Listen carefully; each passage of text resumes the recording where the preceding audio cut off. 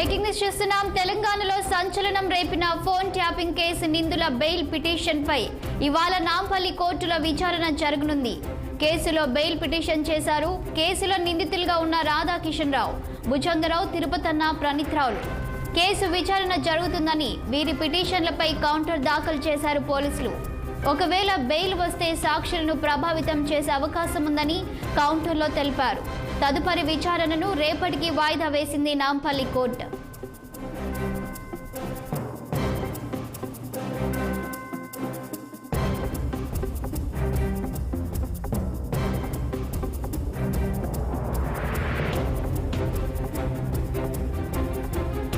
తెలంగాణలో సంచలనం రేపిన ఫోన్ ట్యాపింగ్ కేసు నిందితుల బెయిల్ పిటిషన్ పై ఇవాళ నాంపల్లి కోర్టులో విచారణ జరగనుంది.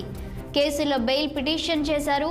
కేసులో నిందితులుగా ఉన్న రాధాకిషన్ రావు, భుజంగరావు, తిరుపతన్న, ప్రణీత్ రావులు. కేసు విచారణ జరుగుతుందని వీరి పిటిషన్లపై కౌంటర్ దాఖలు చేశారు పోలీసులు. ఒకవేళ బెయిల్ వస్తే సాక్షులను ప్రభావితం చేసే అవకాశం ఉందని కౌంటర్లో తెలిపారు. తదుపరి విచారణను రేపటికి వాయిదా వేసింది Nampally court.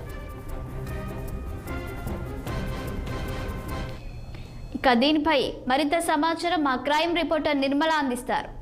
Good morning Nirmala, చెప్పండి. ఈరోజు నాంపల్లి కోర్టులో బెయిల్ పిటిషన్ పై విచారణ ఉంది ఫోన్ ట్యాపింగ్ కేసుకు సంబంధించి.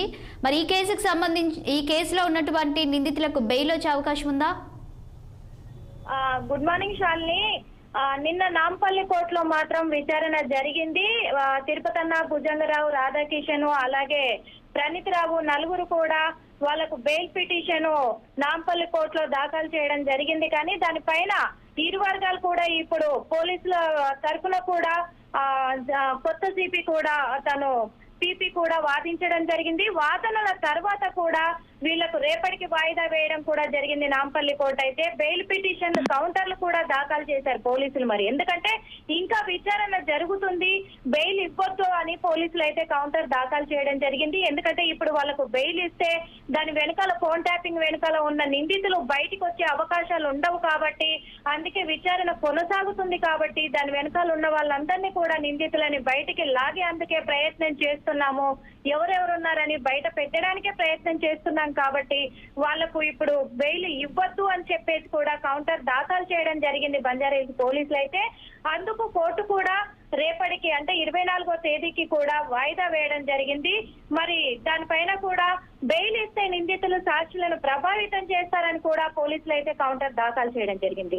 మరి అలాంటప్పుడు ఇప్పుడు రేపు నాంపల్లి కోర్టు కూడా మరి బెయిల్ ఇస్తుందా, వీళ్లకు బెయిల్ ఇవ్వదా అనే దాని మీద కూడా తీర్పుని ఇవ్వబోతుంది. ఎందుకంటే మరి విచారణను కూడా దృష్టిలో పెట్టుకుంటుందేమో అని కూడా పోలీసులు అయితే గమనించడం జరుగుతుంది. మరి నాంపల్లి కోర్టు ఏం తీర్పునిస్తుంది మరి నలుగురికి, మరి నలుగురిని మళ్ళీ రిమైండ్ లోనే ఉంచుతుందా, మరి కేసు వీళ్ళకి బెయిల్ ఇస్తుందా అనే దాన్ని కూడా వేసి చూడాల్సింది. శాలిని.